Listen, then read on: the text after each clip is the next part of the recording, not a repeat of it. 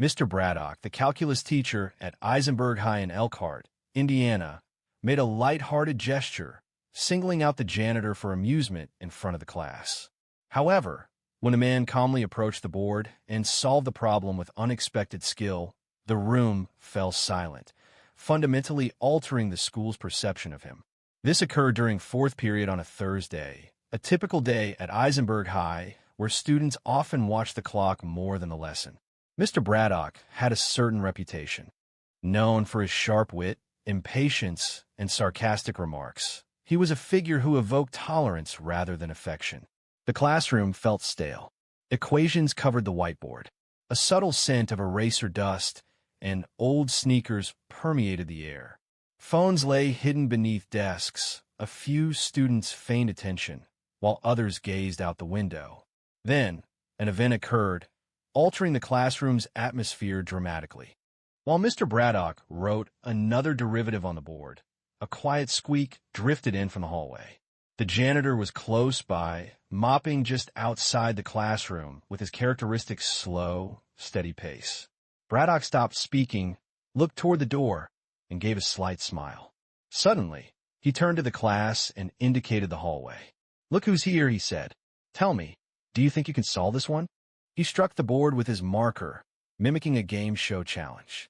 A ripple of laughter followed, not loud, but the type that makes you subtly adjust your posture, unsure of its appropriateness.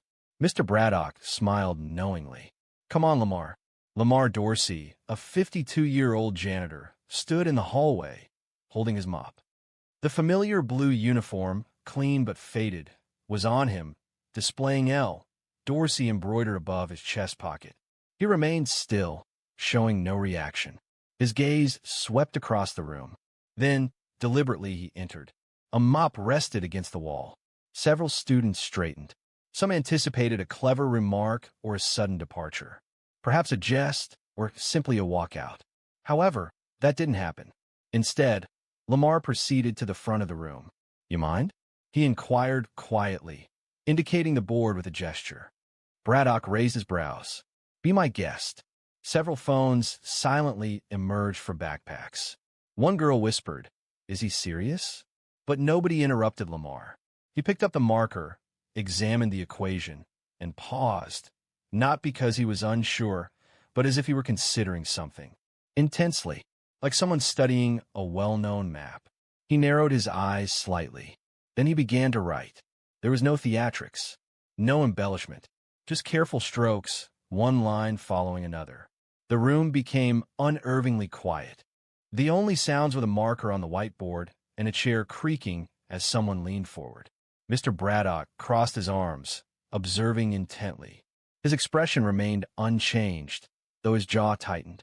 Lamar explained the steps aloud, his voice quiet and patient.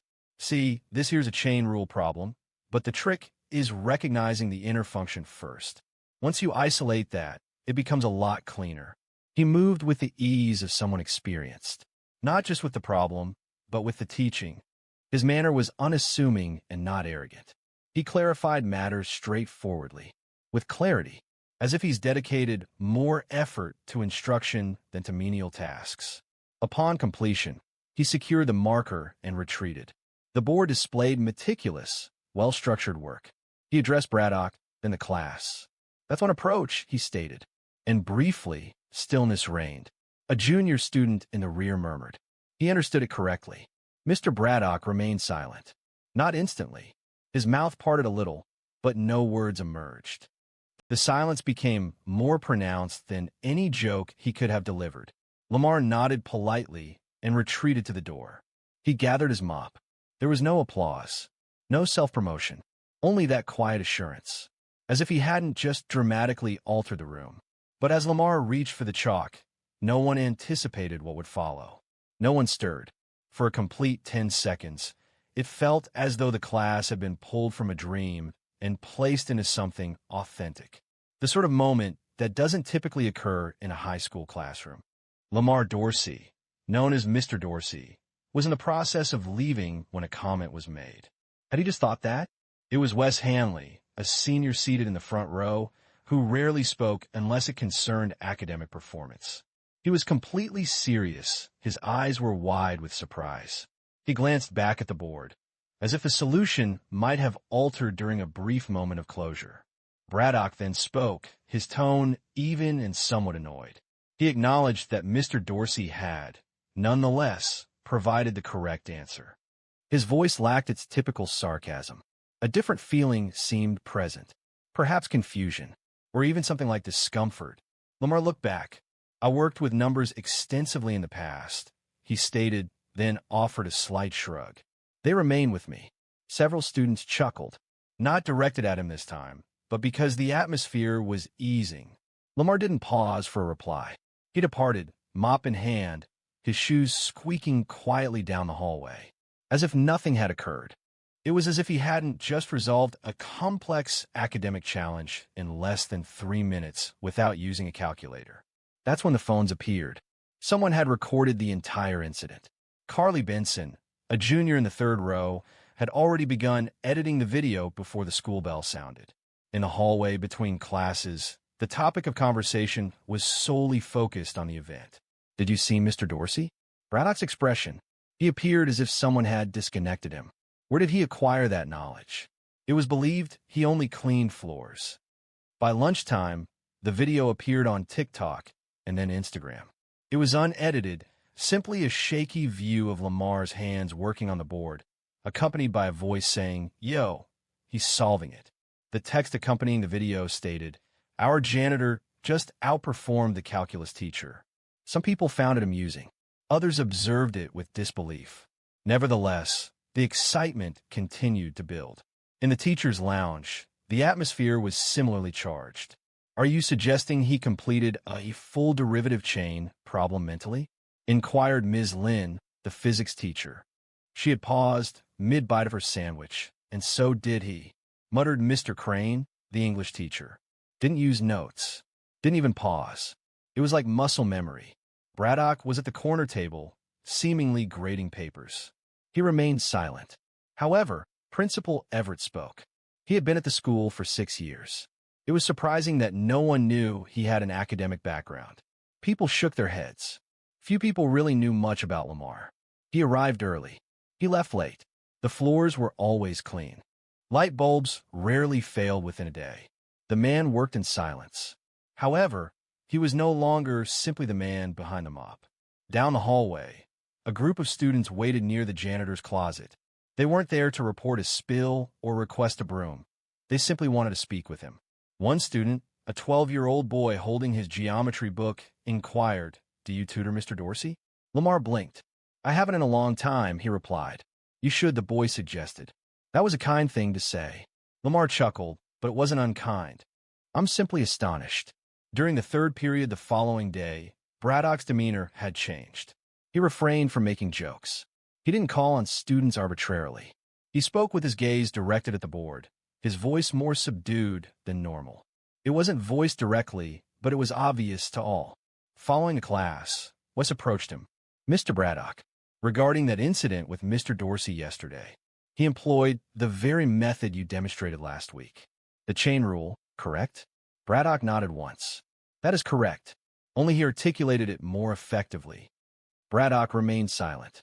However, the truly startling aspect wasn't the proposed solution itself. It was what Lamar said following it. Lamar Dorsey hadn't intended to create a disturbance. He generally avoided being the focus of attention. This had been the case since his youth.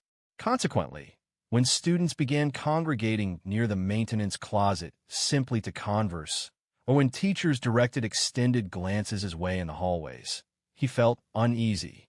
He lowered his gaze and continued with his regular activities. Restocking paper towels, repairing a leaky faucet in the boys' locker room, and cleaning cafeteria tables consumed his time. However, he began to notice a subtle change. There was a perceptible shift in how people regarded him, as if they were attempting to place him within a framework they hadn't previously recognized. This wasn't merely curiosity, it was a mixture of confusion, respect, and perhaps regret. The sensation made him uncomfortable. Later that afternoon, Principal Everett requested that he visit the front office. He entered, still wearing his gloves, his uniform slightly damp from cleaning the cafeteria sinks. He took off his cap as a gesture of respect. Everett leaned forward in his chair, his hands clasped together. Lamar, may I ask you a question? Do you have experience in education or engineering? Lamar paused. He glanced downwards briefly, as if revisiting a long-forgotten aspect of himself. I attended Purdue, he said softly. Mechanical engineering. Full scholarship. The principal leaned back, eyebrows raised. You serious? Was Lamar's reply. He had plans. Things got complicated, and for the first time in a long while, he began to recount the story. He'd grown up in Gary, Indiana. A bright young man, he's always been fascinated by how things worked. Motors, pulleys, anything he could take apart and put back together. His mother, Estelle, raised him and his two sisters on her own. She worked overtime at a textile plant and still found time to read to them every night. She held a deep conviction that education offered the sole path to advancement, frequently stating, books first, always. She explained that the world might attempt to deny opportunity, but possessing your own key ensured access. Lamar secured that key. He was valedictorian, a winner at the state science fair, and then received a scholarship to Purdue. During his freshman year, he was already tutoring fellow students. Instructors noticed his name on the attendance roster and took note. However, sophomore year brought a life-altering phone call. His mother had collapsed at work. Medical professionals diagnosed her with advanced cancer. When Lamar arrived at the hospital, she was struggling to remain conscious. I can handle this, she murmured. He disregarded her request and did not return home. He took a semester off from school, then another. He found employment, working in a warehouse and doing overnight shifts at a grocery store. He worked to cover expenses. Academic pursuits became less important. So did the dream. When his mother died, possessions were disorganized. He lacked a place to return to, lacked funds to complete his degree, and received no communication from a guidance counselor checking on his absence. I repeatedly thought I would return to school, Lamar told Everett. But one situation led to another. Life doesn't wait for anyone. The principal remained silent. The narrative carried weight, not melodrama. It was simply authentic, the sort of existence one rarely encounters unless actively inquired about. At his residence, Lamar stored his academic records in a box situated beneath his bed. He possessed a faded Purdue sweatshirt, an antique calculator, and a photograph of himself and his mother from orientation day. He had not used any of these items, yet he kept them. Now they were being revisited. That evening, he was seated on the rear steps of his modest apartment complex. The sky was dusky, with a stillness punctuated only by the distant murmur of vehicles. He drank tea from a metal thermos and gazed into the distance. It had been years since he's considered calculus. It had been a while since his last tutoring job, before he left school, and now it reappeared, like a familiar face at his door. But a single choice threatened to undo all his efforts.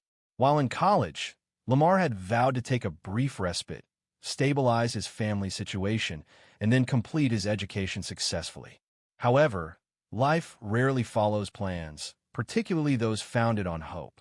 Following his mother's passing, Lamar went back to Gary, attempting to rebuild. His sisters were still in high school, struggling to manage. Bills accumulated on the counter. The landlord demanded rent, and no one from Purdue contacted him to inquire about his disappearance. He accepted any available work. He worked as a stockroom loader, a janitor at a strip mall, and provided overnight security at a shipping yard. Anything that provided sufficient income to pay the electricity bill. His education receded further and further from his immediate concerns. Initially, he would occasionally contact the university to inquire about reapplying and transferring credits. Forms were sent to him. He completed them. However, he didn't mail them. There was always an obstacle. Then came a critical moment. It occurred in late November.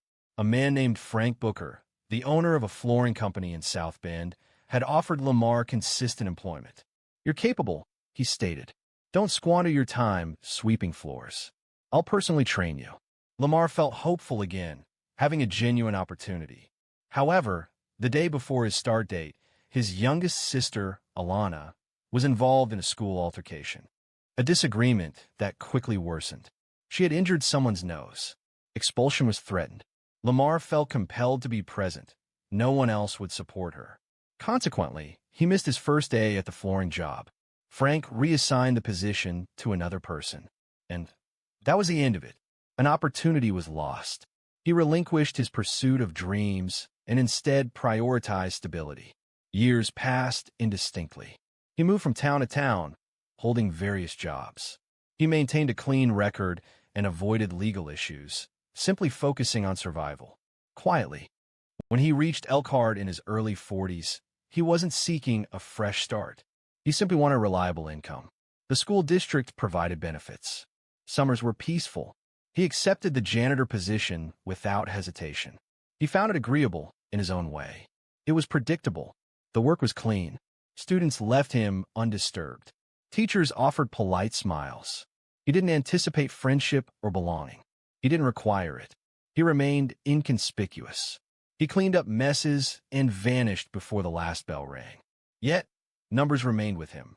Occasionally, after successfully completing a math course, he would briefly observe the board. He'd see a formula and mentally solve it. It felt akin to muscle memory, a facet of his mind that remained keen even as other aspects succumbed to the weight of habit.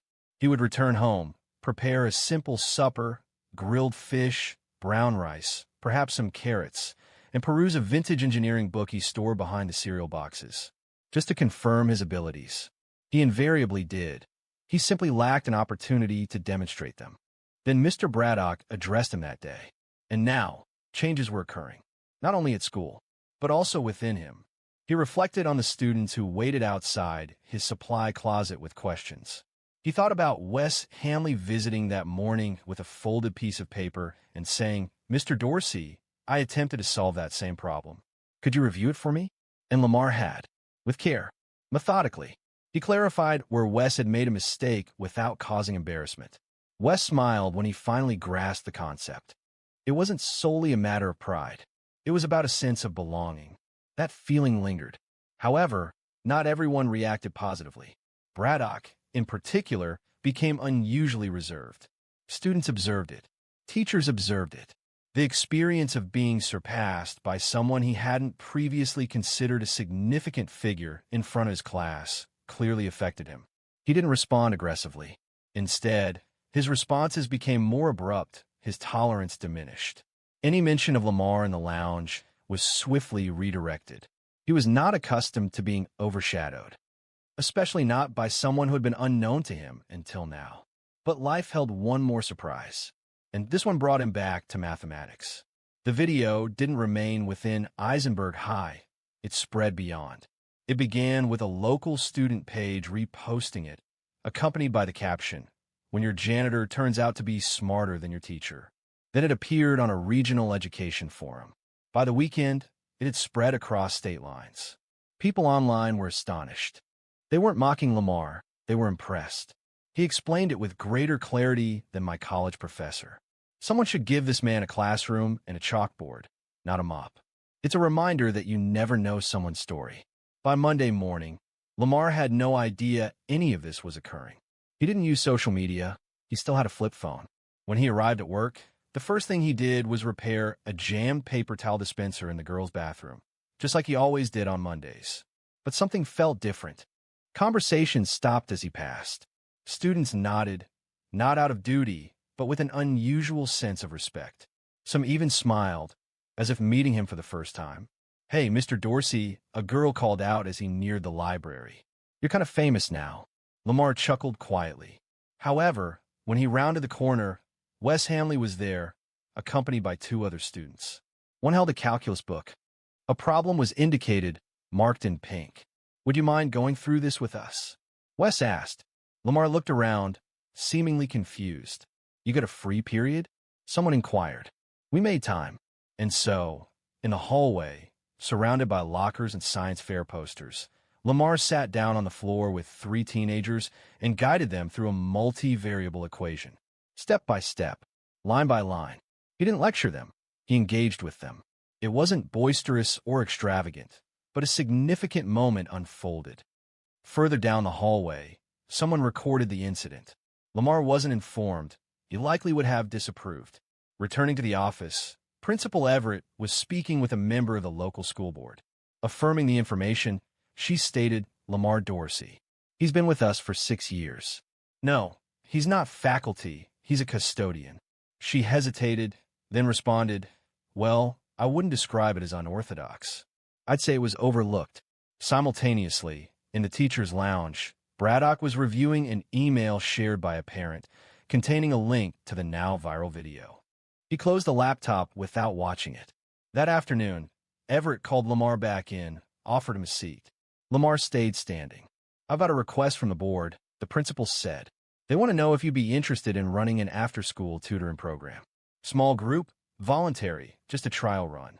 Lamar didn't answer right away. You'd be paid, of course, Everett added. This isn't about changing your existing responsibilities, but rather expanding them. Reflecting on the skills he still possesses, Lamar glanced at his hands. They were calloused, clean, and worn.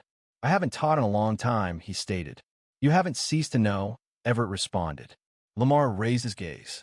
There was no strain evident in the man's tone, only a straightforward suggestion. I will consider it, he said. That evening, he retrieved the aged cardboard box from beneath his bed.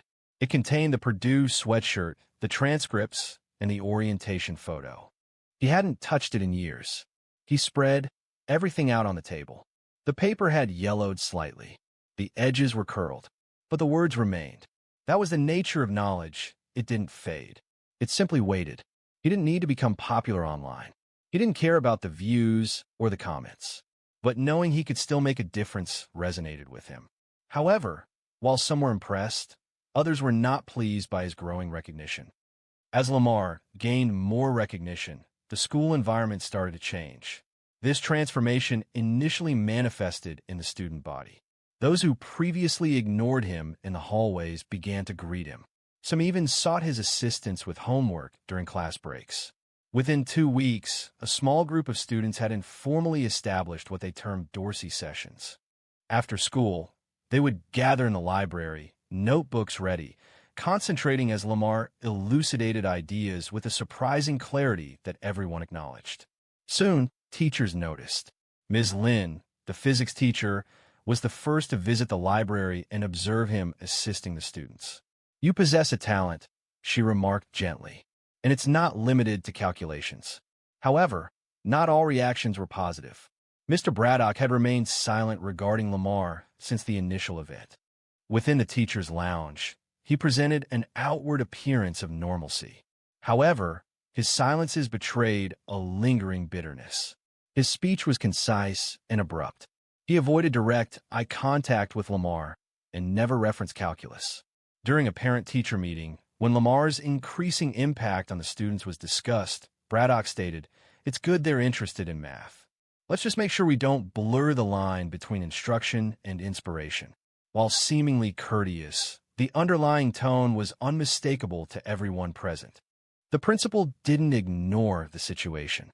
He summoned Braddock to his office one morning and explained the issue directly. "I know it was difficult," Everett remarked, "but Lamar didn't shame you. He motivated them," Braddock conceded, adjusting in his chair.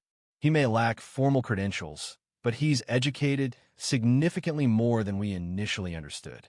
And crucially, he's connecting with students in a manner that we haven't been able to." Braddock started to speak, then stopped. There was little to add. Lamar continued with his established schedule. He didn't request an official position. He didn't desire any preferential consideration. However, when Principal Harding suggested a small payment to continue the tutoring sessions, he agreed. The motivation wasn't financial, it simply felt appropriate. Consequently, he began carrying a small binder. Within it were pages of problems, blank worksheets, and notes he'd written by hand. During breaks, he'd sit in the back corner of the cafeteria and jot down formulas from memory, sometimes acknowledging a student who'd call out, "Hey, Mr. D." One afternoon, Carly, the student who filmed the original clip, approached him near the vending machines. "Did you ever want to be a teacher?" she asked. Lamar paused before replying. "I want to build things. Teach later, maybe, but life had different ideas." Carly responded, handing him a new mechanical pencil. "I think you're doing both now." He smiled. Thank you. However, beneath this pleasantness, there was underlying tension. Some parents had begun contacting the school. While the response was largely positive, a single, anonymous concern reached the board. The question raised was whether it was appropriate for a janitor to tutor students within the school. Concerns were also voiced regarding his certification and background checks for instruction.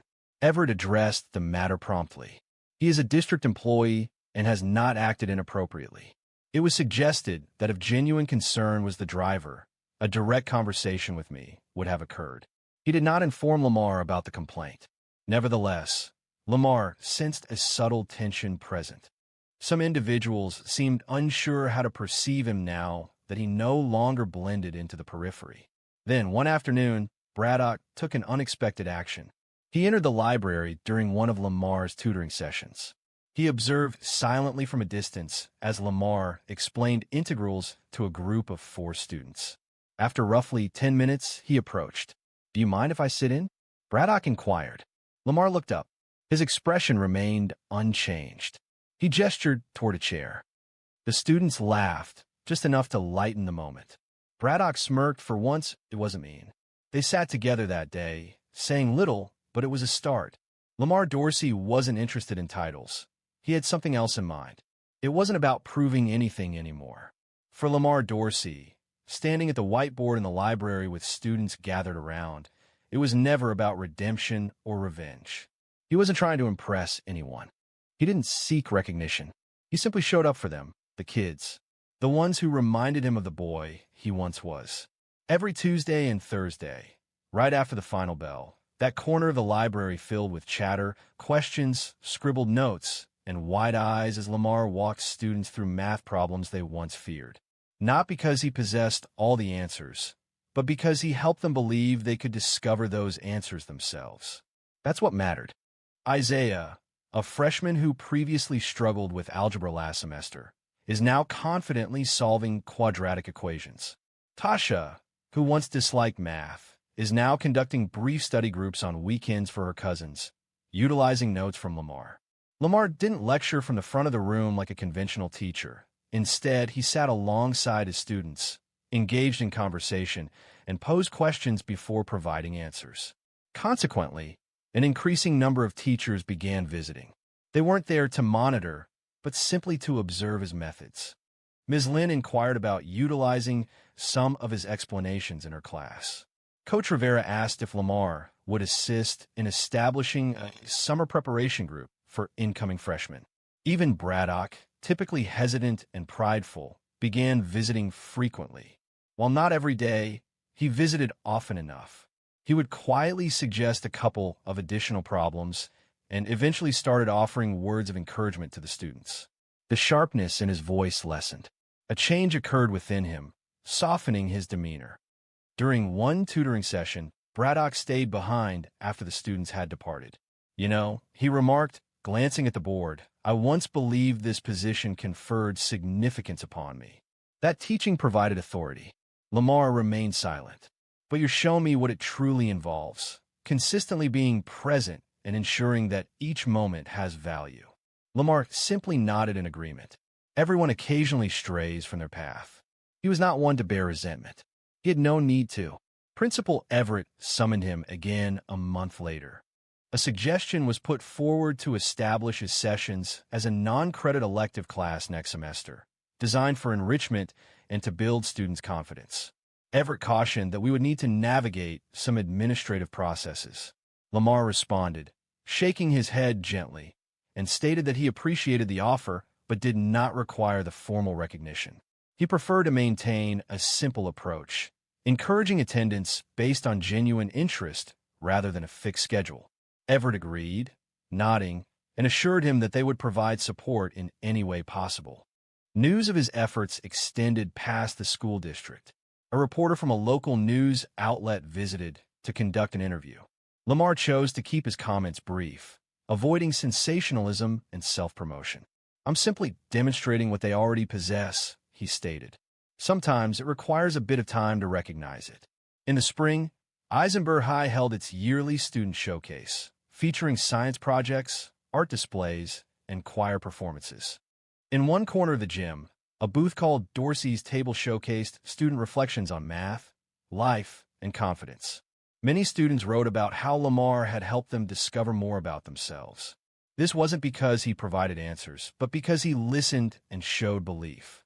By the end of the night, people had stopped asking, "Is he the janitor?" Instead, they were saying, "That's Mr. Dorsey." He didn't wear a suit. He didn't give a speech. He stood near the table, smiled, and expressed gratitude to the students who approached. Afterwards that evening, returning to his apartment, he retrieved the well-worn Purdue sweatshirt from the box beneath his bed. He refrained from wearing it.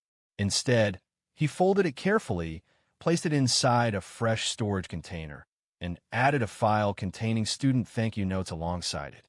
He understood that legacy isn't defined by positions. It's about the impact you create in others. He didn't require completing school to instruct. He didn't need a degree to guide. He simply needed to be present each day and demonstrate genuine care. And that's precisely what he intended to continue. Thank you for hearing Lamar's story. If it resonated with you, if it brought to mind someone you may have underestimated or someone who offered you support, please subscribe and share it with someone who could benefit from it. Because sometimes the most brilliant intellects reside in the most unassuming environments. For years, she evaded consequences for her inappropriate behavior until she struck a formally attired black man in court, unaware that he was the judge. The immediate aftermath shattered everything she had established. It unfolded rapidly, unexpectedly. Neither the bailiff, the court reporter, nor even the defendant seated anxiously in the front row anticipated it. Officer Tiffany Rourke had just entered courtroom 2B within the Franklin County Courthouse in Missouri. Her uniform was impeccable, her jaw set, as was her habit. She had established a reputation over the last 10 years, known for being authoritative, direct, and someone to avoid provoking. That morning, she was scheduled to testify in a minor drug possession case. However, she did not reach the witness stand. She noticed a sharply dressed black man standing close to the witness box, speaking softly with one of the attorneys. Without hesitation, she swiftly crossed the courtroom floor and slapped him across the face. The impact resonated through the room. A gasp followed, shared and instantaneous. You could hear the sound of papers falling, a pen rolling onto the floor. For a moment, everything seemed to still. Everyone remained motionless. The man showed no reaction. He didn't flinch, yell, lunge, or raise a hand. He calmly adjusted his tie, brushed his cheek with the back of his hand, and looked her directly in the eye. "I'm Judge Antoine Kelly," he stated, his voice even and deliberate, "and I'm presiding over this courtroom today." That silence? It wasn't just shock anymore. It was palpable, a heavy presence. Every pair of eyes focused on Tiffany, who now appeared as if she'd swallowed a bucket of nails. She blinked once, twice, her mouth barely moving as if struggling to speak. The bailiff, hesitant about the situation, moved restlessly near the door. The young public defender close by immediately reached for her phone, documenting the scene discreetly. Others followed suit. Within seconds, at least 4 phones were recording the event. Tiffany attempted to speak. "I thought he wasn't supposed to be," but the moment had passed. Judge Kelly addressed the silent courtroom and announced, "We're taking a 10-minute recess." Then, he entered his chambers, silent, his expression unreadable. The room remained still. No one knew whether to stand, sit, or depart. Tiffany remained motionless. Her hand, the one she'd used, trembled subtly at her side. The prosecutor approached her and whispered, "You just assaulted a judge." Tiffany gazed at him, visibly pale and blinking quickly, as if the foundation had been removed from beneath her. The news spread rapidly. News reporters, awaiting a separate gang indictment case, quickly entered the hallway. Interns, having left the room visibly shaken, alerted 2 local news outlets. By noon, the video appeared on social media. It was unedited, uncontextualized footage depicting a white police officer in uniform striking a black judge in the courtroom. The accompanying caption on many reposts read, "Cop slaps a judge, unaware he is a judge." Initially, several commenters questioned its authenticity, suggesting it might be staged. The video lacked polish. It mirrored the unpredictable nature of everyday existence. There was no background music, no dramatic camera work, only palpable tension and genuine emotions. Subsequently, responses emerged from lawyers, activists, and former defendants, each possessing unique perspectives. Some immediately identified Tiffany, while others knew her through her reputation. Judge Kelly, however, remained silent. He released no public statement, avoided television appearances, and refrained from pursuing legal action. He remained seated behind his desk, reviewing the day's schedule as if nothing had occurred. However, everyone else recognized a significant change, the kind of change that leaves a lasting impact. Yet, before anyone could fully understand the implications, questions began to surface. What was the truth about Officer Tiffany Rourke? Prior to the incident, most individuals outside of Franklin County were unfamiliar with the name Tiffany Rourke. Within the force, however, she wasn't merely recognized, she was feared. Tiffany's ascent was rapid. Some believe it was too rapid. After graduating from the academy in her early 20s, she progressed to patrol, then narcotics, and subsequently to a specialized task force concentrating on high-risk neighborhoods. She received medals, appeared in department newsletters, and presented at 2 police conferences. However, beyond the publicized events and formal greetings, there existed another facet of Tiffany, the one largely unknown to the public. The initial signs were subtle. A young black driver, ticketed for a broken taillight, asserted he had not violated any laws. When he attempted to explain his situation, Tiffany increased the fine, citing noncompliance. He subsequently submitted a formal complaint, which was not addressed. A Latina mother reported that Tiffany conducted a vehicle search without justification outside a grocery store. When her 10-year-old daughter inquired about the reason, Tiffany responded, "You people should know better." The mother became distressed and filed a report, which was closed within a week. Subsequently, an event occurred that nearly reached the media. A video surfaced showing Tiffany verbally abusing 2 black teenagers seated outside a convenience store. She accused them of loitering. One of the teenagers recorded her outburst. However, the clip disappeared after the boys were arrested for resisting. There were also rumors circulating within the department's locker rooms and among court clerks. Tiffany reportedly used derogatory language when she believed she wasn't being observed. She allegedly threatened junior officers who did not support her in their official reports. Whenever her name surfaced in a formal grievance, the Internal Affairs Division discreetly marked the file as not sustained. She benefited from influential connections, including Chief Brannon, who described her as a capable officer navigating difficult circumstances. He believed the public lacked comprehension regarding the demands of policing in those communities. Fellow officers, such as Officer Sam Delaney, recognized the pattern early on.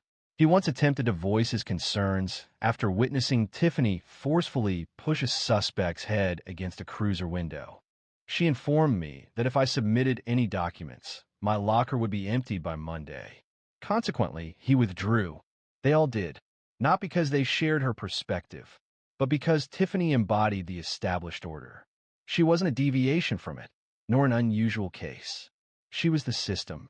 She represented the convergence of power and prejudice disguised by authority.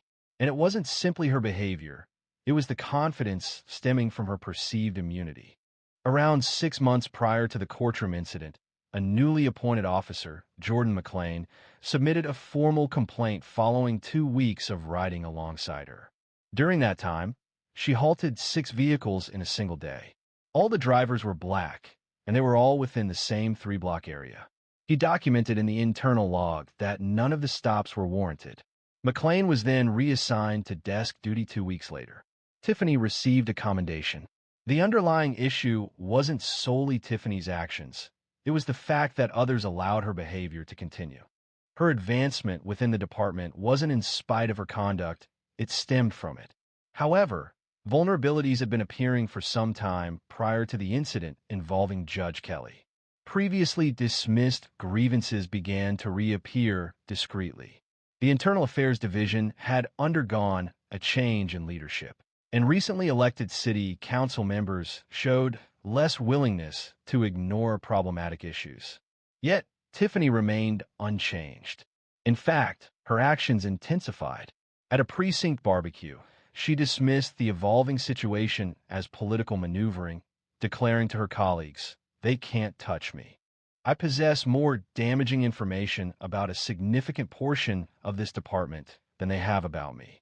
She was unaware of this fact. However, that wasn't a display of influence. It was a countdown, and it had already begun. But when she delivered that false accusation in court, targeting the incorrect individual in the most detrimental location, that countdown reached zero.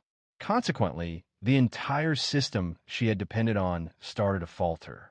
When Judge Antoine Kelly returned to his chambers, he didn't forcefully close the door. He didn't discard any objects. He didn't raise his voice. He simply took a seat.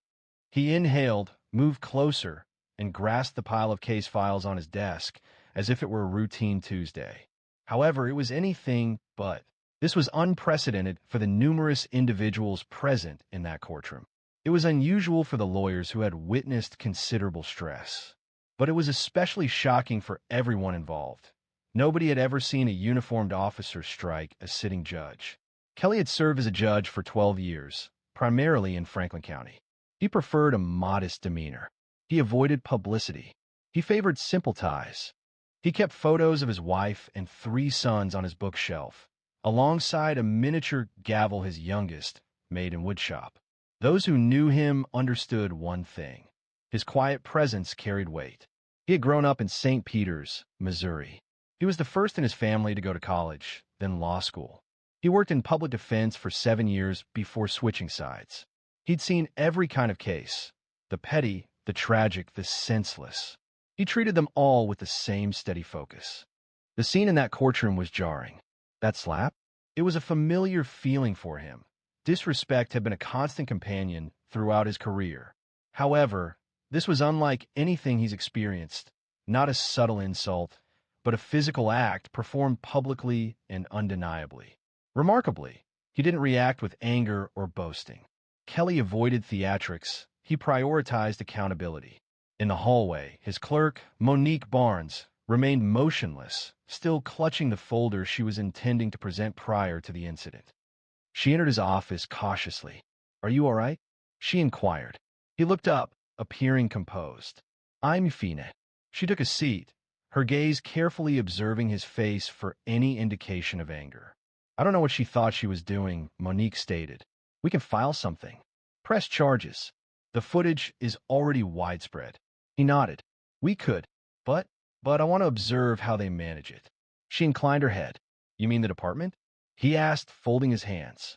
"The entire system." He continued. "Let's see if it's still averse to accountability." Monique noticed his approach. She understood his method. He wouldn't be aggressive. He would wait and allow them to reveal their intentions. By lunchtime, Judge Kelly's name was widely discussed online. People recalled him from a graduation speech delivered at a local high school 2 years prior. Video segments reappeared. Notable statements were shared. The law isn't a weapon. It's a tool, and it belongs to everyone, not just the loudest voices. However, he remained silent. He did not post on social media or issue a formal declaration. Responding to inquiries from reporters at the close of the day regarding potential charges, he offered this statement. "I anticipate the same level of professionalism and accountability that I have demonstrated to others over the past 12 years. I am confident that the system will address this appropriately." The situation presented a challenge, concealed by a demeanor of composure, and this was perceived by those around him. Concurrently, within the department, the atmosphere was becoming strained. The chief's assistant had left 3 messages on Tiffany's voicemail. A discreet inquiry was sent to HR by legal counsel representing the county. Simultaneously, at least 2 junior officers had reported being ill, seemingly to avoid involvement in the escalating situation. However, Kelly refrained from pressing the matter, as it was unnecessary. The recorded footage conveyed a more compelling narrative. Later that evening, at their residence, his wife, Nadine, sat beside him on the couch, holding his hand. "You should have permitted them to remove her in handcuffs," she stated softly. "I desire to do so," he confessed, "but I did not." She sighed, recognizing it wouldn't resolve the situation. "You think this time will be different?" He glanced at their joined hands. "I believe this time she chose the wrong man in the wrong place at the precise right moment." But if Tiffany thought the silence indicated defeat, she was about to discover just how resounding dignity could become when the nation was finally observing. By the following morning, Tiffany Rourke was placed on administrative leave. The official email from the department provided little detail. An investigation is underway concerning an incident involving court personnel. However, the details did not require a formal announcement. They were widely disseminated. The event rapidly spread online, with news broadcasts repeatedly showing it. Podcasts offered detailed analyses, and online forums were filled with accounts from individuals claiming prior negative experiences with her. A video surfaced from 4 years prior, depicting Tiffany arguing with a teenage boy during a traffic stop. The footage, grainy and captured by dashcam, showed her words slurred slightly and her tone menacing. The boy had been released without charges. However, the recording remained unseen until now. This time, people weren't just speaking, they were paying attention. And her badge offered no protection. Within the department, disarray reigned. Officers murmured in hallways. Her closest allies, those who previously joked with her at Friday briefings, now abruptly had other commitments when she approached. A memo from Internal Affairs began circulating. "We are seeking interviews with individuals who work directly under or alongside Officer Rourke."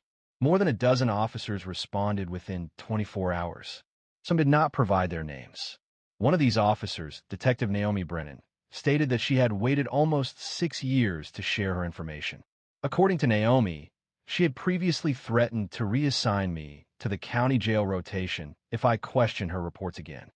A patrol officer, previously a cadet, recounted an instance where Tiffany placed a flashlight beneath a suspect's seat to create a pretext for a search. She referred to this as insurance, claiming no one would review her recorded footage. The situation had escalated beyond the initial incident. What began as a single event became a catalyst. Subsequently, a series of previously concealed issues were exposed. The Internal Affairs Department initiated a review of her prior reports, conducting comparisons. Analysis revealed certain trends, an imbalance in stops, and uncertain reasons given for those stops. The complaints persisted. Meanwhile, Tiffany attempted to shape the story. She contacted a local conservative talk show host, providing a hesitant phone interview, alleging the judge had appeared threatening and made a sudden action. The interview failed to gain traction. Even her consistent supporters hesitated. The sound of public relations defenses weakening became palpable when the host abruptly ended the segment, stating they would await further information before drawing conclusions. Subsequently, an email arrived from her union lawyer. "A conflict of interest prevents me from continuing to represent you in this situation. Essentially, you're facing significant public scrutiny." Her inbox was flooded with messages. Journalists contacted her. Friends ceased responding. Even her daughter, 19-year-old Avery, a college freshman, sent a brief text. "Why would you do that, Mom?" Tiffany was seated in her kitchen. The once esteemed medals from her service were positioned above the refrigerator. They appeared altered now, more burdensome, as though they no longer belonged to her. She continued to feel she hadn't erred significantly. Not truly. He appeared like a perpetrator, she murmured, by herself at her kitchen table. He shouldn't have been present there, attired as he was, speaking as if he controlled the situation. Yet, she was aware. This wasn't about what Judge Kelly wore or his location. It was about her instinct, the one she never scrutinized, the one that had secured her advancements, esteem, and apprehension, but never responsibility. And now, that instinct had transformed into a destructive force. 2 days following the incident, the Franklin County Police Department conducted a press conference. Marking the first time in 15 years, the chief was accompanied by legal counsel. "We do not endorse Officer Rourke's behavior in the courtroom. An internal investigation is underway. We are treating this matter with utmost seriousness." He offered no praise, such as describing her as a good cop or noting distinguished service. He provided no words of support, just facts, objective and detached. Tiffany observed the press conference on her living room television, mirroring the actions of everyone else. However, if she believed the lack of communication from her colleagues was the most challenging aspect, she was soon to discover the consequences of the foundation she relied upon gradually disintegrating, piece by piece. Tiffany previously moved through the department with an air of ownership. That was no longer the case. Those few who still met her gaze did so fleetingly and anxiously, as if they wished to avoid association with her. The precinct felt different now. Her firm authority had vanished, leaving an unsettling emptiness. It was as if a flawed painting had been removed, yet the fastener remained embedded in the wall. The period of administrative leave stretched on, devoid of salary, identification, and explanation, only a prolonged wait. At her residence, her sphere of influence diminished rapidly. Her daughter, Avery, had ceased responding to messages, not since the night of the incident. They had not shared a particularly close bond. Tiffany had guided her upbringing with structure rather than affection. Now, the silence felt different. She attempted to call again. "This is your mom. Please, just talk to me." The line disconnected after the initial ring. Tiffany looked at her phone for a significant time before setting it face down. She had believed for so long that she was in charge, that people's fear indicated respect, that those internal criticisms were merely background noise from individuals who didn't comprehend the demands of the position. Now, she sat at her kitchen table, the blinds partially drawn to obscure the camera van parked across the street. Her time was abundant, and the silence was profound. She had not yet been charged. However, the department was no longer offering her protection. The union had ceased communication. The lawyers had stopped responding. Simultaneously, further allegations surfaced. A civil rights watchdog group submitted a petition demanding an independent review of each case she had handled during the previous 5 years. Individuals began to come forward, one after another. Individuals previously considered suspects. Former officers, even a retired judge who remembered Tiffany yelling at a defendant during a trial. He had dismissed it then as stress. She checked online to read the comments, simply out of curiosity. Rourke exemplifies the need for reform. This woman believed she was above the law. She antagonized the wrong judge. Fortunately, and then the most damaging remarks, from people who asserted they were her friends. I consistently felt uneasy about her. Her behavior was consistently overly assertive. I recall an instance where she laughed following a child's tears in an interrogation room. That moment remains vivid. It wasn't disloyalty, it felt like obliteration, as if she had no connection to them whatsoever. Her voicemail was overflowing with messages. Reporters, civil attorneys, and even a woman from a documentary company inquiring whether Tiffany would consider sharing her perspective. She did not respond to the call. The garage offered her a semblance of security. She would sit in the car, engine off, doors locked. She would spend hours inside, mechanically performing tasks, revisiting past cases in her thoughts, repeatedly telling herself that none of this would have occurred if that judge had recused himself, if he hadn't been attempting to create a disruption. However, regardless of how many ways she analyzed the situation, she couldn't alter the fact that she had slapped a man in open court, a man who presented no danger, who was not a suspect, who held the position of a sitting judge, and the entire country witnessed it. During one afternoon, her neighbor, Mrs. Beasley, who previously waved at her during morning jogs, passed by with her dog and did not even acknowledge Tiffany. That small instance affected her more than anticipated.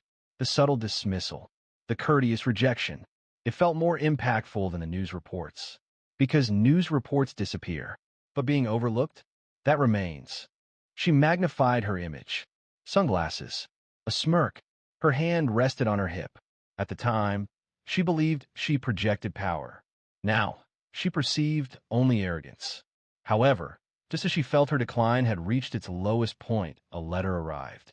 It requested her presence at a public hearing, an event that would expose everything and compel her to confront the one man who never increased his volume, but had already undermined her legacy. A public hearing was planned for a Thursday morning at 9:30 a.m. inside the Franklin County Municipal Assembly Hall.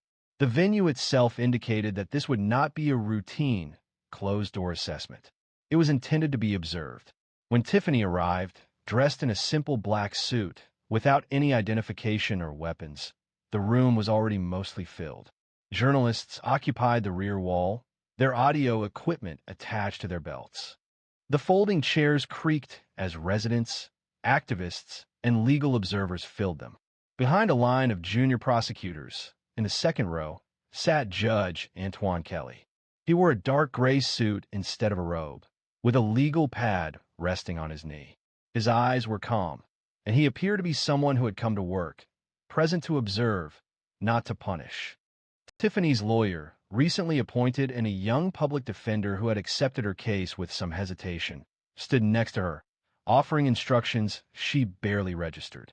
Facing them, the Civilian Review Board was arranged in a semicircle of plastic nameplates and serious faces.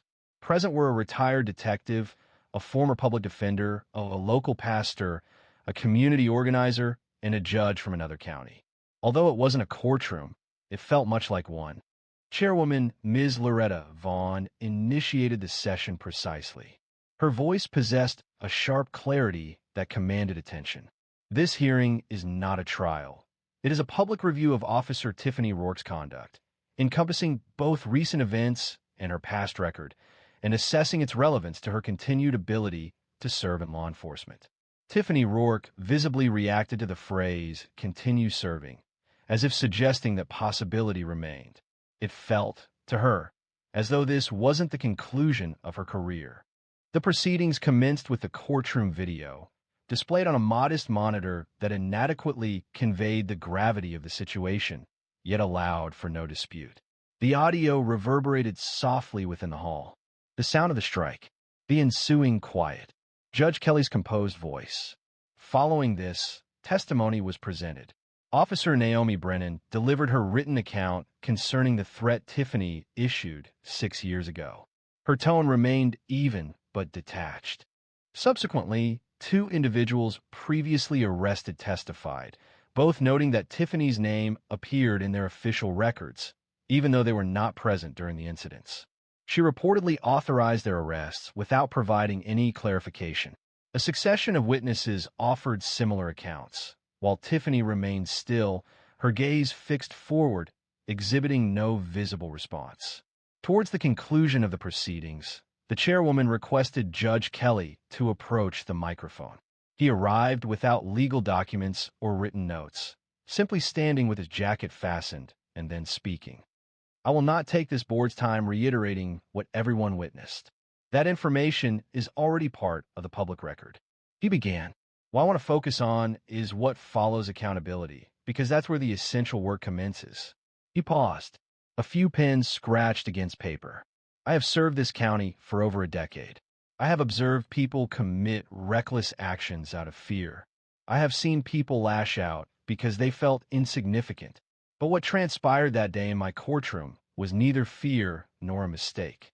It was an instinctive reaction developed over years of unrestricted authority." He shifted subtly, just enough to connect with Tiffany's gaze. "I'm not present to destroy anyone's life. I'm here to bring this community to remember what justice should embody, and what it must not resemble evermore." Then he took his seat. There was no applause, no acknowledgments, only silence. Tiffany's legal representative offered some concluding remarks, largely formal, primarily requesting compassion. It was inconsequential. The board observed a short break prior to releasing their recommendation. Officer Tiffany Rourke was scheduled for permanent removal from duty. All benefits were to be revoked, and her conduct would be referred to the state attorney for further review. She remained still, appearing detached, as the room cleared. The way people regarded her had changed, not with fear or even animosity, but with a lack of interest. That absence of concern felt particularly painful. Judge Kelly passed her as he left. He did not pause. He did not glance back. Because some individuals do not require revenge, the truth was sufficient. Long after the cameras stopped flashing, the question lingered. What lesson would the community retain from the quiet that ultimately compelled the system to respond? Weeks elapsed. The headlines diminished. Other controversies gained prominence. Yet, in Franklin County, a change occurred. Genuinely this time. Not merely in hushed conversations. Not in secret meetings. But in the way people viewed the system. In the way they viewed one another. The courtroom where it happened remained active. Cases proceeded as they always did. However, a palpable shift occurred when Judge Antoine Kelly entered the room. Everyone rose with a distinct air of reverence, not solely due to his position, but because of how he conducted himself. He never sought recognition or accolades. He consistently performed his duties. On one afternoon, following a juvenile hearing, a young public defender approached him in the hallway. "Can I ask you something, Judge?" She inquired, looking around. She then asked, "That day, how did you stay calm?" He paused for a moment. I preferred not to give her what she anticipated. Then he smiled gently. He nodded once, and he walked on. That response lingered with her, and it resonated through the courthouse in other ways. Officers began participating in revised bias training that held genuine significance. A community board was granted substantive authority, more than just a nameplate and a folding table. Certain old case files were examined. Not every single one, but a selection, sufficient to signal that the doors were beginning to open. Regarding Tiffany Rourke, she reseated. She divested her home discreetly and relocated to a new area spanning 3 counties. There were no interviews granted, nor any public announcements made. She secured employment in private security for a shipping company. Her name ceased to be prominently featured in news reports, appearing only occasionally as a minor reference in opinion pieces. There was no return to public life, no narrative of recovery. Her decline wasn't sudden, it was gradual. Yet, what she forfeited was the sole thing of consequence to her: authority. And in its place, a silence settled that she couldn't alter. Simultaneously, more individuals stepped forward. Individuals harmed by fellow officers. Significant events, all fueled by what they witnessed in the courtroom. They sought not retribution, but recognition. That was the impact. The incident when Tiffany struck Judge Kelly was pivotal. It represented the culmination of a previously concealed history, a truth that resonated with the public. In a community like Franklin County, where progress typically unfolded gradually and discreetly, such visibility had a profound effect, extending far beyond the police department. The event disrupted the routines of an entire community. During a town hall meeting held 2 months afterward, a woman addressed the group. She appeared older, with her glasses slipping down her nose, and spoke with a steady voice. "I don't want another apology," she stated. "I want policies. I want change that doesn't wait for the next viral video." The room acknowledged her sentiment, understanding precisely what she meant. They understood because they had witnessed the repercussions when someone believes their badge provides immunity from accountability. Reality entered the room, presenting itself with the authority of a judge. This wasn't a fabricated narrative. There were no 11th-hour collapses, no sensational admissions. Instead, it was the gradual decline of an individual from a position of high regard, and the subsequent, equally deliberate effort to construct something more substantial in its place. The confines of that courtroom would forever remember the events that transpired within them. The initial impact might diminish. The media attention may dissipate, but the underlying principle endured. Unfettered power can become destructive. A lack of expression can carry more weight than vocal protest. And genuine justice doesn't require a forceful declaration to be acknowledged. What lessons can we draw from these observations? Perhaps it's that a person's true nature invariably emerges when no one appears to be observing, when a feeling of invulnerability takes hold, or when a facade falls away in a moment that cannot be retrieved. Tiffany established a dominion based on intimidation. Judge Kelly cultivated his standing through composure. Only one of them presently holds a position in the setting, ultimately, that embodies justice.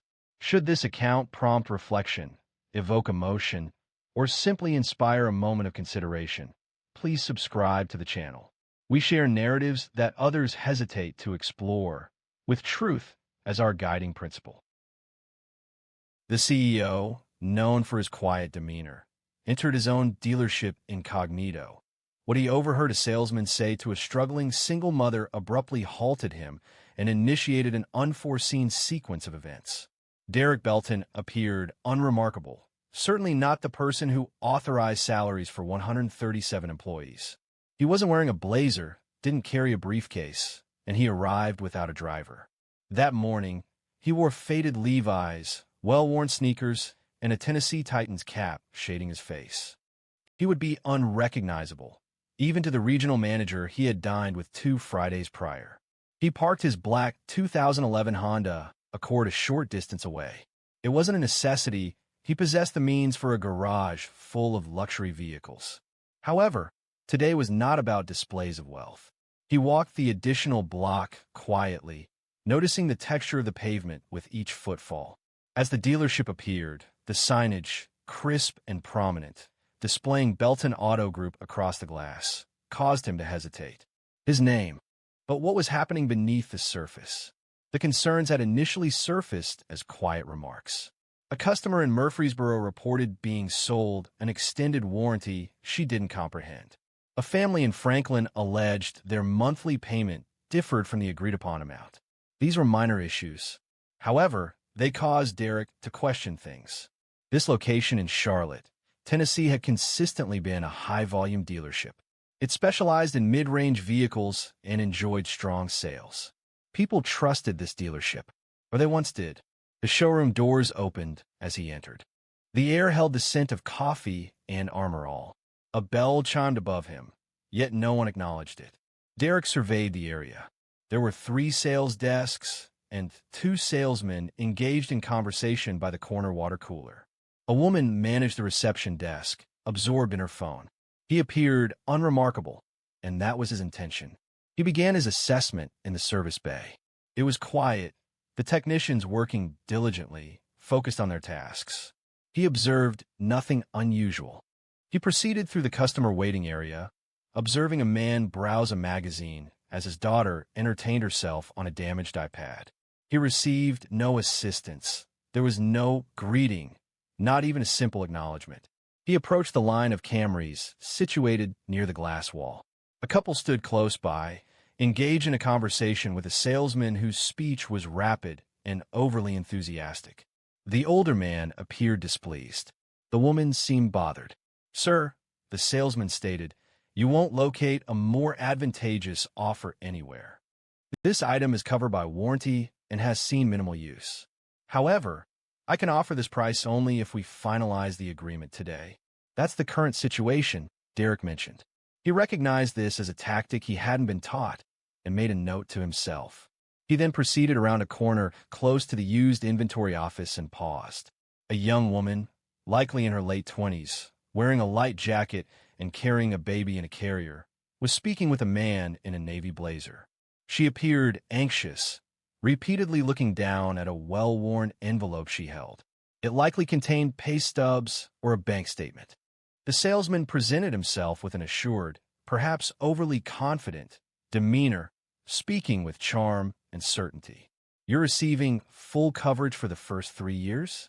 the salesman stated. "Bumper to bumper plus powertrain. If anything breaks, even the air conditioning, it's covered." That was inaccurate. And the $895 fee I referenced, that's standard practice. We apply that to all our transactions. It covers a comprehensive pre-delivery inspection, interior cleaning, and anti-theft VIN etching. Derek paused. VIN etching? That practice had been removed from the dealership's process 3 years prior. And warranty coverage? No, that wasn't consistent with the terms. He had personally revised those contracts to ensure greater honesty and transparency. His pulse decelerated. He retreated a step back, out of their line of sight, heart pounding, but not from anger. It was disappointment. This was his business. This was his name. And this man was deceiving, with ease, a woman who appeared to have saved every cent to be present. Derek wasn't prepared to show himself. Not yet. He needed to observe the situation's extent. Derek moved discreetly behind a row of brochures close to the finance office, watching unseen. The woman nodded slowly in response to the salesman's words. Her fingers closed more firmly around the envelope. The baby in the carrier shifted and emitted a quiet whimper, but she seemed largely unaware. She was attempting to remain calm, likely assessing how closely the figures aligned with her budget. The salesman leaned in, lowering his voice. "You don't need to worry," he said. "People get nervous about credit checks, but I know how to navigate the process. I'll get you into a vehicle today, even if we have to be resourceful." She hesitated, her eyes flicking toward the exit. But the salesman kept his tone steady, reassuring. Too smooth, too confident, Derek clenched his jaw, then turned away. He didn't want her to feel observed. He walked towards the far end of the showroom, where a teenage boy was standing near a pre-owned SUV. A salesman passed him twice, without a greeting or any offer of assistance. He simply walked by. Derek moved next to the boy. "You're considering this one?" he asked. The teen looked over, seemingly a little taken aback. "Yeah, possibly. My aunt is outside. She asked me to check it out while she parks." Derek nodded. "Do you know what kind of engine it has?" The kid shrugged. "Not really. She simply requires a secure environment. Her vehicle malfunctioned last week, another incident. Another customer was missed. It was hurtful, not due to the lost transaction, but because it confirmed everything for Derek. At some point, they had ceased to listen, stopped acknowledging individuals. And it wasn't just a single problematic employee. It was a prevailing attitude, a recurring behavior. He proceeded towards the reception desk. The woman still hadn't looked up. She tapped her screen, chewing her gum, scrolling. Derek positioned himself in front of her, simply to gauge the situation. 10 seconds elapsed. Then 20. At last, she raised her head and blinked. "Oh, do you have an appointment?" "No," Derek replied calmly. "Just browsing," she responded with a languid smile, gesturing vaguely towards the floor. "They'll get to you." They did not. For the subsequent 30 minutes, Derek moved between various departments. The only assistance he received came from a young lot attendant named Trevor, who appeared to be no older than 19. He noticed Derek close to the service entrance and offered, "Sir, do you need anything? We have water inside. I can get you a brochure if you're interested in the new hybrids." Derek smiled and replied, "I'm good. Thank you." He then asked, "What's your name?" Trevor responded, "Trevor." "Do you like it here, Trevor?" Trevor paused. "It's all right. People can be rude. Not just customers, but sometimes managers too. I prefer to keep to myself." "Do they treat customers fairly?" Trevor looked down. Most of the time. There was no bitterness in his tone. Derek placed a reassuring hand on the kid's shoulder. "Be careful who teaches you what," he advised. Trevor looked at him, then nodded. Before Derek could say anything further, a familiar laugh came from the glass hallway. Brent Collar, the salesman, was now leading the young mother toward a side office. Her name tag said Brent Collar. She appeared overwhelmed, holding her papers tightly. Derek kept a discreet distance as he watched. Brent paused before the office door, retrieved paperwork from a file, and announced, "Here's the first quote. It's going to appear high initially, but please don't worry. I'll adjust it once I input your information into the system. This is our standard procedure." Derek moved nearer, feigning interest in a flyer on the wall. From his position, he observed the quote. The figures were inflated. Listed were charges for warranty, dealership fees, VIN etching, and a maintenance guarantee, all non-standard and unapproved. This was everything Derek had worked to eliminate years prior. Brent, however, did not appear to be a person apprehensive about disregarding regulations.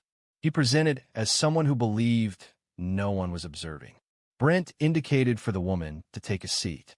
She settled into the chair, moving her baby's carrier to the floor nearby. The little girl made a soft whimpering sound and kicked gently, yet Brent did not even look down.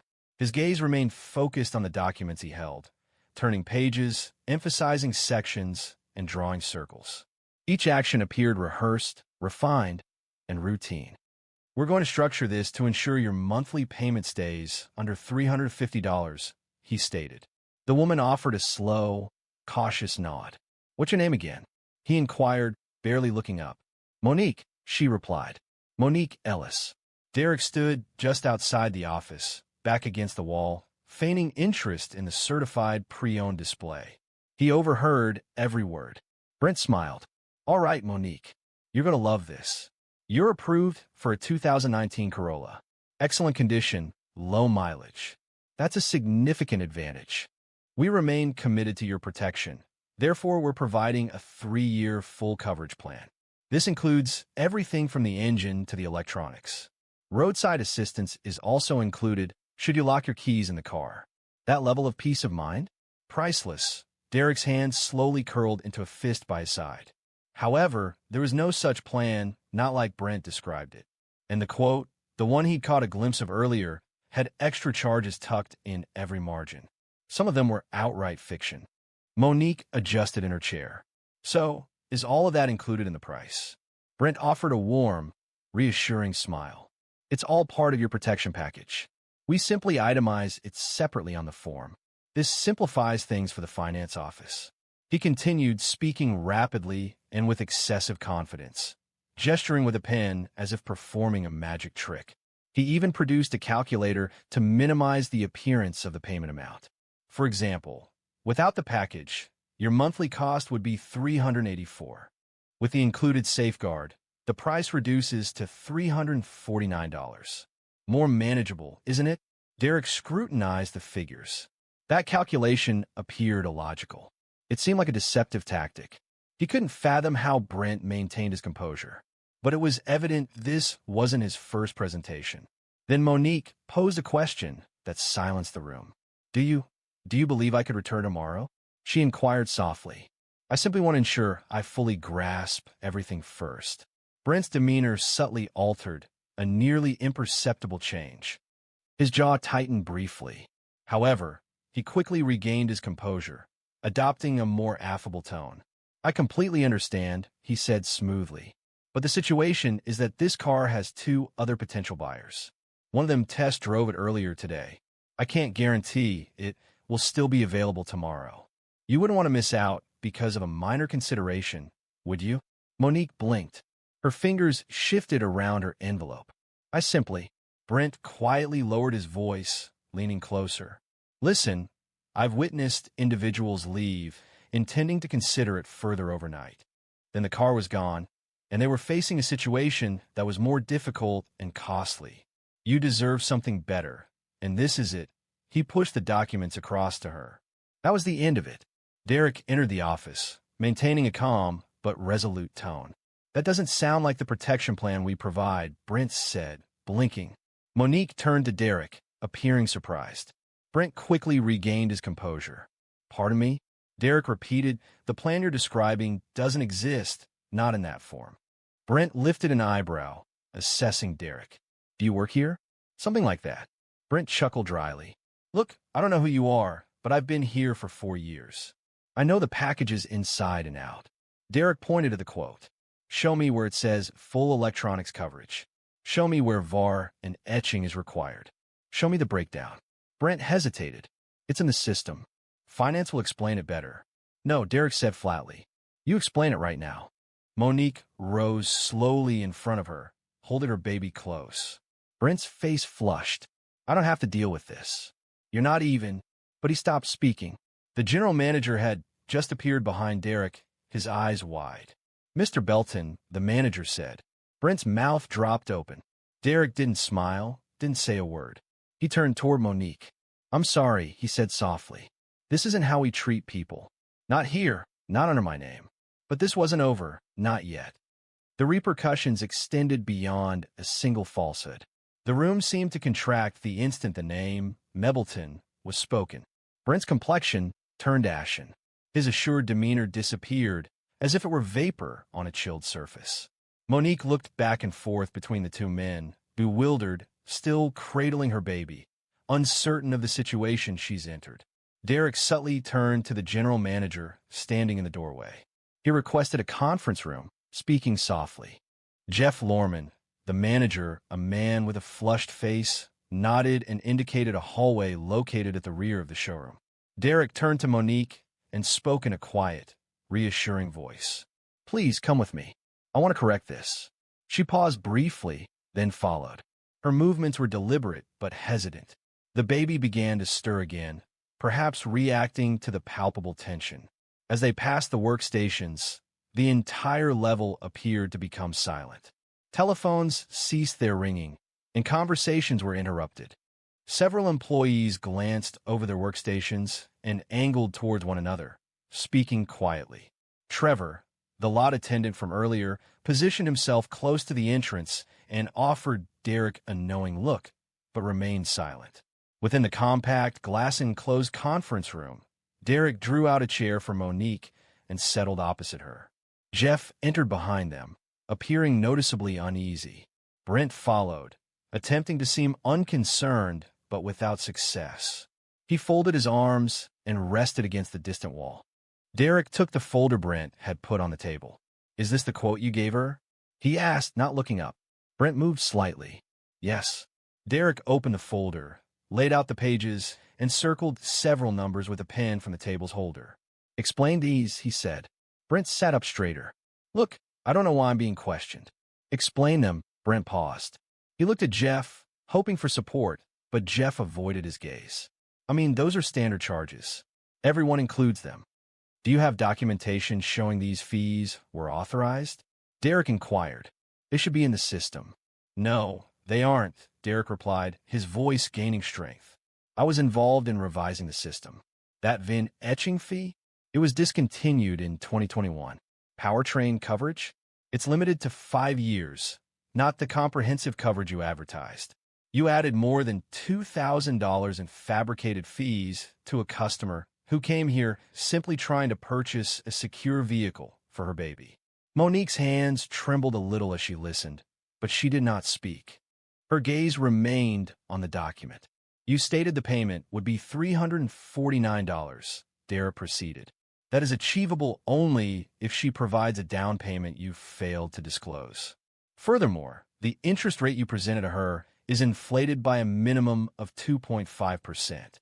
You are not just misleading Brent, you are being dishonest." Brent moved away from the wall and straightened. "I have consistently met my quarterly goals. Customers leave satisfied. I understand sales, all right?" Derek moved closer. "You know how to apply undue influence. A distinction exists." Jeff finally spoke. "Derek, I didn't know he was doing all that, I swear. We've been busy and the numbers have been good." "That's exactly the problem," Derek interjected. "You cared about the numbers, I cared about the people." Monique rose then, slowly, her face flushed with embarrassment and anger. "I thought this was a good place," she said quietly. "I really thought this was different." Derek turned to her. "It was supposed to be, and I'm sorry it wasn't." He reached into his back pocket, retrieved his wallet, and produced a card. "This is my direct line. I will personally ensure you receive a fair deal. If you desire the car, you'll obtain it at the correct price, free of unnecessary complications." She accepted the card deliberately. "Thank you," she said. "We'll have someone else manage the paperwork," Derek added. "Someone who doesn't fabricate figures." Brent's arms fell to his sides. "Clean out your desk," Derek stated, rising. "You are terminated here." There was no room for discussion. You were aware of that, yet disregarded it. Brent didn't object further. He left abruptly, speaking quietly to himself. No one pursued him. Derek addressed Jeff. "We aren't finished talking either," he stated. "I'll see you in your office in 10. Subsequently, he held the door for Monique and guided her back towards the lobby. People glanced around. Conversations began anew, subdued and apprehensive. Derek remained silent until they arrived at the reception desk. He regarded the woman seated there. "Did you greet her upon her arrival?" The receptionist hesitated, then swallowed. "I don't recall." Derek slowly shook his head. "Begin to recall, or begin searching." However, dismissing a single employee wouldn't resolve the underlying issues. Derek recognized that a cultural shift was necessary, or the company would decline from within.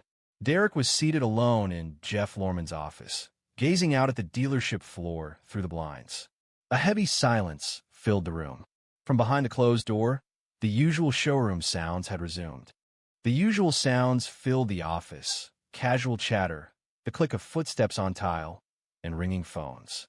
However, a new feeling now permeated the atmosphere, a sense of unease. He glanced up as Jeff entered, his movements uncertain. The man appeared diminished, as if suddenly aware of his oversight. Jeff took a seat without prompting. "I was unaware," he said softly. "I truly swear to you, Derek, I wasn't aware Brent was engaging in that activity." "But you were aware of something," Derek responded. "You knew complaints were increasing. You were aware that deals were becoming more competitive. You were also aware that customer satisfaction scores decreased last quarter, and you attributed it to the surveys used." Jeff remained silent. Derek moved forward, resting his elbows on the desk. "What happened to what we created here?" he asked. "I thought we were performing well," Jeff stated. "The numbers were strong. Staff turnover was minimal.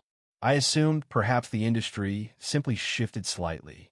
"The industry didn't shift," Derek responded, maintaining a calm tone. "We did. We lost sight of why people initially came here. We ceased prioritizing customer relationships and began focusing on achieving sales targets." Jeff sighed, massaging his face. "So what's the plan?" "We need a thorough overhaul," Derek stated, "and that extends beyond dismissing Brent. I require a review of every transaction from the past 90 days. Reimburse any clients where the terms weren't transparently conveyed. Furthermore, I want individual meetings with each salesperson. I need to understand their training processes, the priorities they receive, and to identify anyone else who believes it's acceptable to deceive customers with a friendly demeanor." Jeff acknowledged slowly. "And one more thing," Derek added, "I want Trevor in my office next week." Jeff blinked. "The lot kid?" Derek replied, "Yeah, he's one of the only ones who looked a customer in the eye today." "That matters." A knock at the door interrupted them. The receptionist appeared, visibly nervous. "Mr. Belton, the customer, Monique Ellis, is still in the lounge," she said. "She said she's waiting for her ride." Derek stood. "Please get her a bottle of water and offer her a seat in the private lounge, away from the plastic chairs near the vending machine. Make sure she feels valued." The receptionist acknowledged promptly and went to attend to the request. Derek returned to the showroom. Several employees glanced up, but there was no conversation.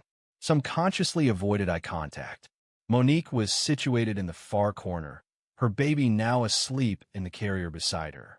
She appeared weary, not only physically, but also emotionally drained. He approached her gently. "This is a lot," he admitted.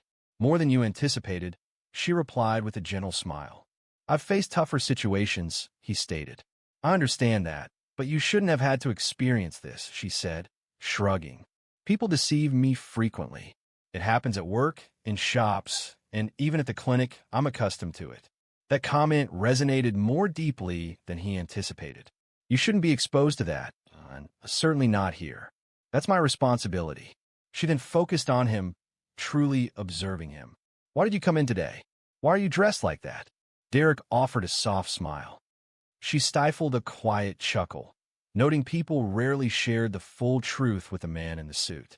He then presented her with a small folder. "If you're still interested in that car, these are the accurate figures. There are no hidden details. I had our finance manager verify them directly. Furthermore, we've included a year of service maintenance at no cost." Her eyebrows rose in surprise. "Why?" He replied, "Because someone needs to remind this place of its values." Shortly after, a silver hatchback, distinguished by a missing hubcap, arrived to take her away.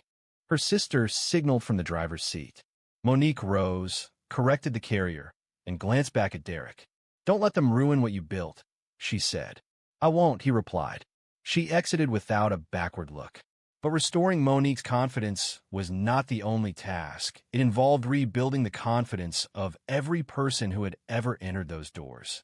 Derek returned 3 days later. This time, there was no disguise, no cap, no jeans. He was dressed in a tailored navy suit and entered through the front doors as if he belonged. And in truth, he did. This wasn't intended as a display of dominance. It was a matter of responsibility. The entire staff had received notification that morning. Scheduled meetings were canceled, and phone lines were redirected to voicemail. The dealership remained open, but no sales transactions would occur prior to 11 a.m. Derek had arranged a company-wide meeting, and every employee attended, including those on part-time shifts. The group assembled in the break room, squeezed together amongst vending machines and aged chairs. Several were leaning against the walls. Trevor stood toward the rear, his arms crossed, but attentive. Jeff was seated near the front, a notebook open but unused. Derek addressed them, speaking plainly without a microphone or podium. I established this company in 2004, he began, not through investors or a franchise agreement, but with a used car lot situated behind a barbecue joint in Murfreesboro. During the first week, I sold 3 cars, personally washing each one. Some individuals quietly expressed amusement. At that time, I wasn't sure if I would succeed, but I possessed 2 valuable assets: my reputation and my commitment to honesty. I consistently ensured I could fulfill any promise made and avoided dishonesty when closing deals. The atmosphere in the room was now quiet. However, a significant shift has occurred, he continued. This isn't limited to a single salesperson. It's about how we compromise on minor details and prioritize speed over customer care. We've begun to see individuals as sales goals rather than human beings. That's not what I built. That's not who we are. He looked around the room.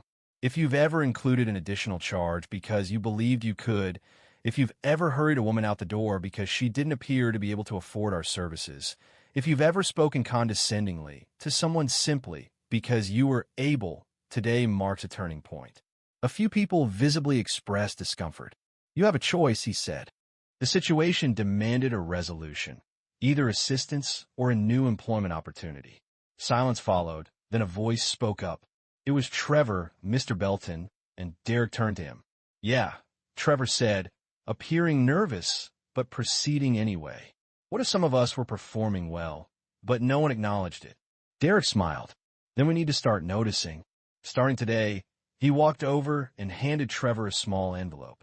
Inside was a letter of promotion, from lot attendant to junior sales associate, including full training and benefits. Trevor blinked. Are you serious?